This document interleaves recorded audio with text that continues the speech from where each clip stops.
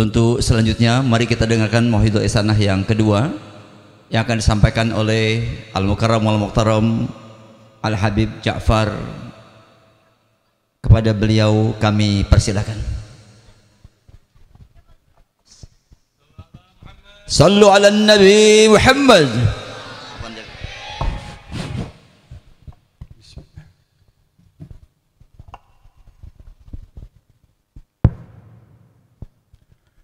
Assalamualaikum warahmatullahi wabarakatuh. Alhamdulillah bil jalali wal ikram arsal ilayna habibahul mustafa khairal anam manba'in nur wa mukhrij dhulumat من الأنام أشهد أن لا إله إلا الله وحده لا شريك له شهادة ننال السعادة في يوم القيام وأشهد أن سيدنا ونبينا وعظيمنا وقرة أعيننا محمدا خير هاد ودال وإمام اللهم صل وسلم وبارك وكرم على سيدنا محمد الفاتح لما أغلق والخاتم لما سبق ناصر الحق بالحق الهادي إلى صراطك المستقيم وعلى آله وصحبه حق قدره ومقداره العظيم أما بعد. Hadirin hadirat, wabil khusus para habaib, para alim ulama, para tokoh masyarakat, para aparatur pemerintah, wabil khusus keluarga besar Majlis Ta'lim Ad-Dawami, yang mudah-mudahan Allah selalu memberikan keberkahan, dijaga oleh Allah Subhanahu wa taala dalam rahmat Allah, maghfirah Allah dan keridhaan dari Allah Subhanahu wa taala. Amin ya rabbal alamin.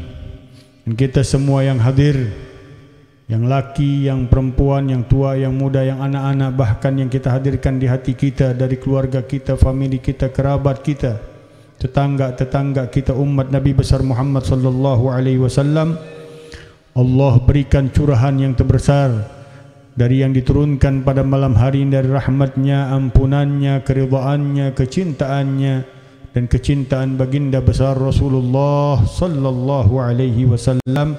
Amin ya rabbal alamin. Udah cukup ya, doain. Udah jam 11. Nasi udah mulai kering nih katanya, udah jadi rangginang. Udah dingin. Kalau didoain aja nggak cukup, mau dengerin apa lagi? Kata para ulama, man lam yatta'idh bi nafsihi lam tanfa'hul mawa'idh. Orang yang enggak mau mawas diri, sadar diri, percuma semua nasihat yang masuk kepadanya. Nah, ini udah jam 11. Biar paham. Ilmu juga enggak bakal masuk. Nasihat bakal keluar lagi. Tapi mudah-mudahan orang kecapi enggak begitu. Kuat-kuat sampai pagi, anehnya yang pulang. Hadirin hadirat rahimakumullah. Tadi kita sudah dengarkan kulasan pentingnya berselawat kepada Rasulullah sallallahu alaihi wasallam dan bagian utama dari diadakannya Maulid Rasulullah, dikarangnya kitab Maulid Rasulullah sallallahu alaihi wasallam. Bagian utamanya untuk banyak kita berselawat. Dan memang benar keadaannya di dalam akhir zaman, selawat yang paling unggul dari seluruh amalan-amalan kita yang lain. Makanya kita lihat pengajian-pengajian, kalau belajarnya nggak pakai maulid, nggak pakai burdah, nggak ada gendangan, nggak ada selawatan, insya Allah bisa kehitung. Orangnya dia juga, apalagi dengarnya fikih, dengarnya yang ribet-ribet, udah. Tapi kalau sudah maulid Nabi, burdahan, hadrahan, waduh banjir di mana-mana. Ini kita ambil ibrah aja, pelajaran aja. Karena setiap zaman Allah kasih. Tong, wah hilang lagi tong. Dikasih sama Allah Subhanahu wa taala gerakan yang luar biasa di dalam batin manusia untuk cenderung di dalam amaliyah ibadahnya dengan Allah Subhanahu wa taala. Kalau di abad-abad pertama ya mereka berjihad dengan Nabi sallallahu alaihi wasallam. Mencintai Nabi luar biasa, mabuk tergila-gila dengan Nabi sallallahu alaihi wasallam sampai mereka katakan kalau aku punya 1000 ruh keluar satu persatu dan tercincang-cincang badanku untuk mendapatkan menggapai cintanya Nabi, aku akan bayar itu semuanya. Udah gila abis dah. Kalau kita bicara tentang sahabatnya Rasulullah, nggak ada yang ngalahin, nggak ada yang nandingin. Semua manusia dari zaman ke zaman nggak bisa nandingin sahabatnya Nabi Sallallahu Alaihi Wasallam. Kenapa?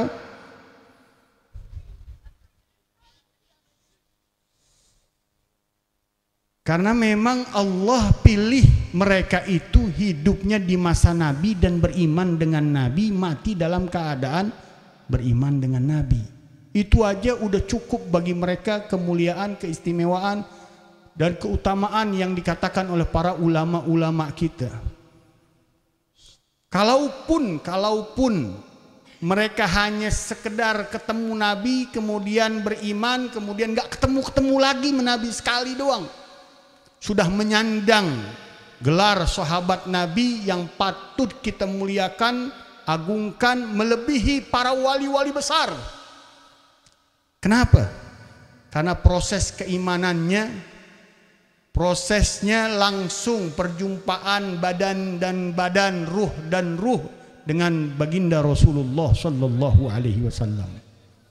Dia menatap langsung, berjumpa langsung, mungkin duduk bareng langsung dengan Nabi. Luar biasa punya proses di dalam keimanannya. Kalau yang transfer cahayanya langsung Rasulullah Shallallahu Alaihi Wasallam di masa hidupnya. Jadi kata para ulama, yang terkecil dari para sahabatnya Nabi itu marhaban. Dari para sahabatnya Nabi Shallallahu Alaihi Wasallam yang paling akhir, yang paling kecil, walaupun nggak ada yang kecil di antara mereka. Karena kata para ulama, yang paling kecil, yang terakhir menjadi sahabatnya Nabi Shallallahu Alaihi Wasallam itu derajatnya melebihi pembesar-pembesar wali-wali yang hidup di masa kita. Bayangin. Jadi luar biasa. Allah pilih mereka untuk hidup di masanya Nabi. Makanya Nabi mengatakan khairul quruni qarni. Sebaik-baik zaman adalah zamanku, masaku, kata Nabi. Jadi para sahabat nggak ada yang bisa nandingin. Kita mau jungkir balik ibadah, puasa sampai kurus kering, baca Quran amperir, habis itu air liur kita kering, berzikir tiap pagi tiap malam, mau nandingin sahabat nggak bakal bisa. Sayyidina Umar bin Abdul Aziz, seorang imam besar, khalifatul mu'minin di masanya, di mana seluruh umat Islam merujuk kepemimpinannya kepada Khalifah Sayyidina Umar bin Abdul Aziz di dunia, bukan hanya di negeri Arab, di dunia pada saat itu. Nah, banyak Rum masuk, Najasyi Afrika masuk, Romawi, Persia, jajahan kalau kita bilang yang masuk negeri-negeri Islam, Mesir, Afrika, dan yang lain-lainnya Asia. Itu merujuk kepada Sayyidina Umar bin Abdul Aziz ketika ditanya beliau, wahai Umar bin Abdul Aziz, ma qauluka fi Muawiyah? Apa pendapatmu kepada Muawiyah radhiyallahu anhu ardhah? Walaupun Sayyidina Muawiyah ada problem besar di dalam sirah, di dalam sejarah. Tapi beliau beriman dengan Nabi SAW dan dikategorikan oleh para ulama sebagai sahabat Nabi SAW. Walaupun ada konflik besar yang dilakukan oleh Muawiyah, mengambil mandat terbesar yang diturunkan kepada cucunya Rasulullah SAW secara paksa kepada Sayyidina Hasan bin Ali karramallahu wajhah. Sebelumnya sudah menghina Sayyidina Ali bertahun-tahun, menumbangkan mandat khalifah di tangan Sayyidina Hasan, dicabut oleh beliau dengan paksa. Tapi ketika ditanya oleh Sayyidina Umar ibn Abdul Aziz, apa pendapatmu tentang Muawiyah? Beliau mengatakan, la gubar fi rijli khayli Muawiyah khairun min Umar bin Abdul Aziz. Tanah debu yang ada di kaki kuda, bukan di kakinya Muawiyah, di kaki kuda Muawiyah itu lebih baik daripada Umar bin Abdul Aziz. Kita tahu Umar bin Abdul Aziz pemimpin yang luar biasa adilnya. Jangankan manusia, binatang aja dapat keadilannya. Sayyidina Umar bin Abdul Aziz ngasih makanan di setiap genteng-genteng, kalau kita bilang. Untuk burung-burung disediain makanannya, disediain minumannya. Itu untuk yang terbang-terbang. Jadi wilayah-wilayah kekuasaannya diperintahkan untuk beri makanan untuk burung-burung. Begitu juga binatang-binatang buas disediain tempat makanannya, tempat minumannya. Dari yang paling tinggi onta, tempatnya sekian, ketinggiannya sekian. Keadilannya sampai segitu rupa. Sampai yang terkecil, binatang yang terkecil makanannya disediain oleh Sayyidina Umar. Tapi ketika dia tanya tentang sahabatnya Rasulullah SAW yang punyai masalah besar, konflik besar di dalam sejarah, beliau mengatakan, debu yang ada di kaki kuda Muawiyah itu lebih baik daripada Umar bin Abdul Aziz. Belum bicara ibadahnya Sayyidina Umar bin Abdul Aziz, belum bicara dengan ketangguhan Sayyidina Umar bin Abdul Aziz, keteguhan Sayyidina Umar bin Abdul Aziz di dalam kepemimpinannya menjadi khalifah. Belum ibadah-ibadahnya yang luar biasa. Tapi luar biasa sudut pandangnya tuh kepada para sahabatnya Nabi SAW. Begitu juga kepada keluarganya Rasulullah SAW. Enggak ada yang mereka, para sahabatnya Rasulullah SAW, sangat luar biasa cintanya kepada para keluarganya Rasulullah SAW. Walaupun terjadi konflik, tapi dihormatin luar biasa. Dan Sayyidina Hasan dijalankan permintaannya oleh Muawiyah walaupun tertunda selama 3 tahun. Akhirnya dibayar oleh Sayyidina Muawiyah. Perjanjian yang dibuat, kalau aku turun tahta, tetap kau harus bayar 120.000 dinar untuk aku sumbangkan, sedekahkan kepada fuqara dan masakin yang merupakan tanggung jawabku. Diberikan oleh Muawiyah. Hanya tertunda pada 3 tahun masa kepemimpinan Muawiyah, ada telat sedikit pembayaran yang akhirnya dibayar hutangnya oleh Muawiyah.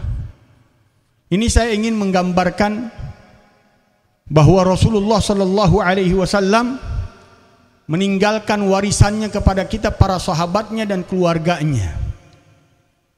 Kalau Allah memberikan kita nikmat Islam, nikmat iman, nikmat ihsan, nikmat irfan melalui Rasulullah, kita mendapatkan warisan-warisan tersebut dari para sahabatnya, kemudian pada keluarganya, kemudian diturunkan kepada tabi'in, tabi'in sampai kita. Karena sekarang mulai kacau. Sahabat dibentur-benturin dengan sahabat yang lain, keluarga Nabi dibenturin dengan keluarga Nabi yang lain. Gak lebih dari itu lagi, sahabat dibenturin dengan keluarganya Nabi SAW. Udah mulai ngaco. Ini di masa kita ini udah ampuradul. Udah gak bisa kita mencerna agama dengan baik lagi. Karena banyak pemikiran, banyak masukan, banyak aliran yang bikin kita galau.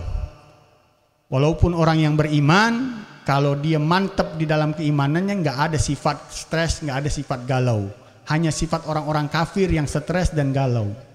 Tadi Habib Ahmad kasih tuh salah satu pelebur, salah satu penyembuh, salah satu penawar sifat-sifat orang-orang kafir dari stres, galau, gelisah adalah sholawat kepada baginda Rasulullah SAW.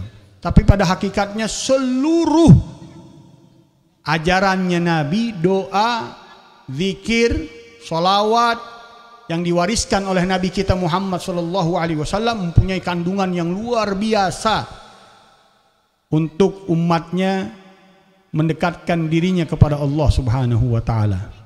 Karena inti ajarannya Nabi bukan hanya menikmati kenikmatan dunia.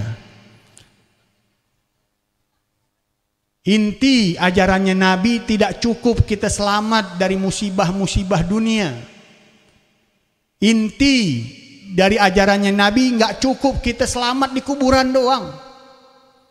Karena masih panjang perjalanannya dari masa kubur sampai alam pembangkitan. Dan inti ajarannya Nabi bukan kita selamat di hari pembangkitan doang.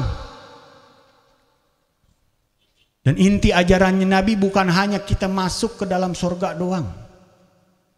Ada yang lebih dari itu. Apa? Kebersamaan dengan orang-orang yang dicintai oleh Allah di dunia dan di akhirat. Itu lebih utama yang sangat dilulukan oleh para orang-orang saleh dan orang-orang yang dekat dengan Allah Subhanahu wa Ta'ala. Makanya Allah katakan di dalam ayatnya, man yuti'illaha war rasul fa ulaika ma'al ladzina an'amallahu 'alaihim. Orang yang taat kepada Allah dan Rasul Nabi kita Muhammad sallallahu alaihi wasallam, Allahumma shalli wa sallim alaihi. Udah lupa lagi Habib Ahmad nggak tereaksi. Soalnya kita tadi suruh Habib Ahmad yang paling yang rendah-rendah aja, jangan keras-keras. Emang udah capek juga.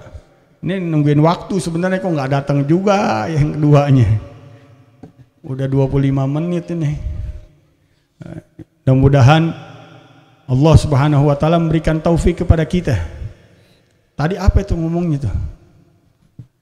Allah Subhanahu wa Ta'ala mengatakan orang yang taat kepada Allah dan kepada Rasul, merekalah yang bersama. Udah datang tuh, ada tiket. Orang yang taat kepada Allah dan Rasul, merekalah orang-orang yang bersama dengan orang-orang yang Allah berikan nikmat. Jadi inti ketaatan kita kepada Allah dan kepada Rasul bukan hanya selamat dunia akhirat masuk ke dalam surga, tapi kebersamaan kepada orang-orang yang mendapatkan kenikmatan dari Allah di dunia dan di akhirat. Mudah-mudahan Allah berikan itu semuanya untuk kita, dijaga kenikmatan-kenikmatan dari Allah Subhanahu wa Ta'ala, agar kita bisa bersama dengan orang-orang yang mendapatkan kenikmatan dari kaum salihin, kaum siddiqin, kaum syuhada, kaum anbiya, kaum mursalin, dan bersama dengan Rasulullah sallallahu alaihi wasallam. Amin amin ya rabbal alamin. Allahumma hdina bihudak waj'alna mimman yusari'u fi ridak wa la tuwallina waliyan siwak wa la taj'alna mimman khalafa amraka wa asak wa hasbunallahu wa ni'mal wakil wa la hawla wa la quwwata illa billahil aliyyil azim. Wa sallallahu ala sayyidina Muhammadin wa ala alihi washabihi wasallam. Alhamdulillahi rabbil alamin.